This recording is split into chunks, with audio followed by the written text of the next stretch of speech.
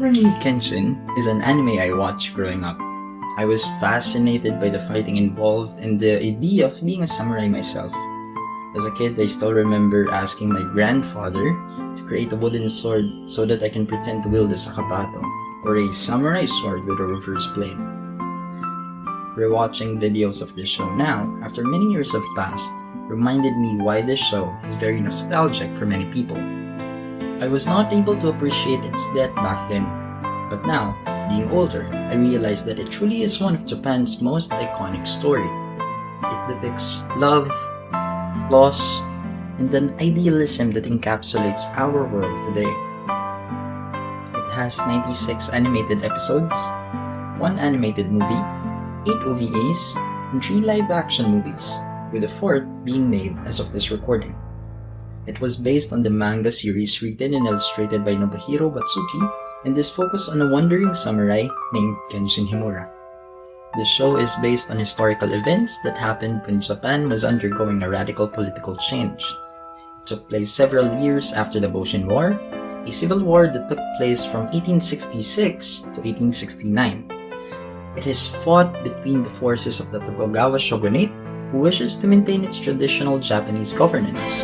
They were fighting against the imperial court, who were backed by Western nations, who wishes for modernization. The story's main protagonist, Kenshin, was a samurai warrior who participated in the Bakumatsu War. He was an assassin working with the imperial court, and due to his prowess with a sword, he was successful in killing key opponents. Because of this, he was dubbed Hitokiri Batosai, or the Manslayer. He became iconic due to his cross-shaped scar. The story of the show mainly takes place a decade after the war, and we see Kenshin carrying a reverse blade sword, choosing to wander as means of repentance from his previous life as a murderer. He traveled to Japan to search for a deeper meaning of life, as well as forgiveness for the lives he ended.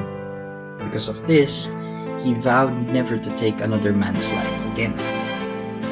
Throughout his journey, Kenshin helped the innocent people of Japan by mixing a mindset of grounded realism that he needs to fight in order to accomplish his goals, and hopeful optimism that though it is difficult, the ongoing changes happening is for the good of the people and for his country. When given the opportunity to join the government, he decided to decline, heeding the advice of his master, which he previously disobeyed. During this time in the history of the Japanese people, the once prominent samurai class has been driven to power. Due to their defeat in the hands of the imperial court and its western allies, many have lost their lands and properties, and most are currently jobless. For most of their lives, they were trained to be the best swordsmen in the land, but due to the new laws, most have no practical skills that can be used in the new budding westernized Japan.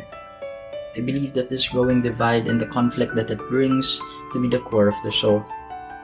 This is best shown through the show's villains, who were mostly part of the shogunate and even the imperial government. Most are doing their part to bring change until they were cast aside because they were no longer of use or just too dangerous to be left on their own devices.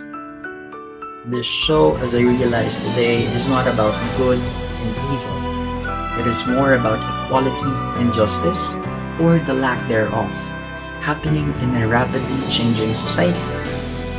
At its heart, it is human. This gives emphasis further to Kenshin's oath of not taking another man's life ever again. It highlights the conflict that makes his character shine more.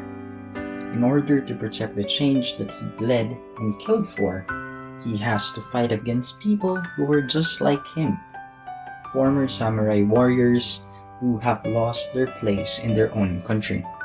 But he has to do so without killing, even if they wish to bring destruction to everything he fought for to establish, and many times his vow was challenged. Kenshin would do almost anything except to kill, just to protect the peace. He is not hesitant to give his life for a cause that he knows is worth fighting for. He believes that his crimes during the Bakumatsu War can never be forgiven. As his master once said, "Because you've slain so many people, taken life for granted,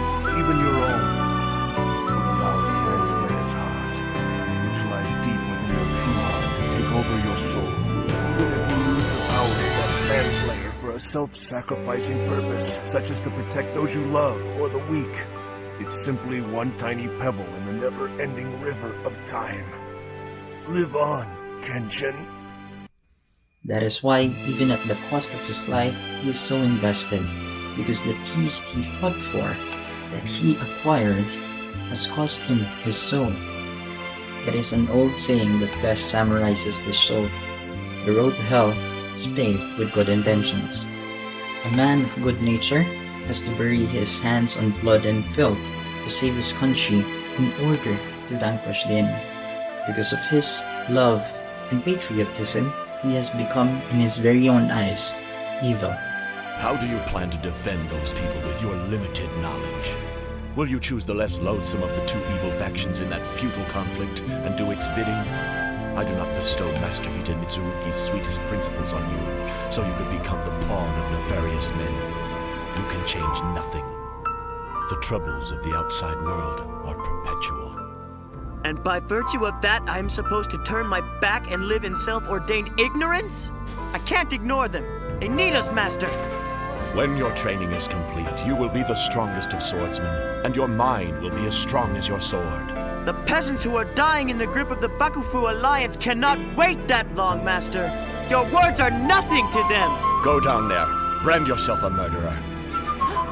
Murder is the only art a swordsman can practice.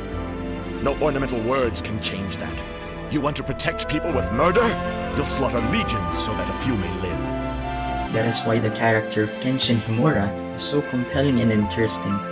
That is why rewatching Rurouni Kenshin or Samurai X after many years is still very much worth it. It is foolish to listen to someone who will not listen to you. Do as you wish. Go to them. Thank you, Master.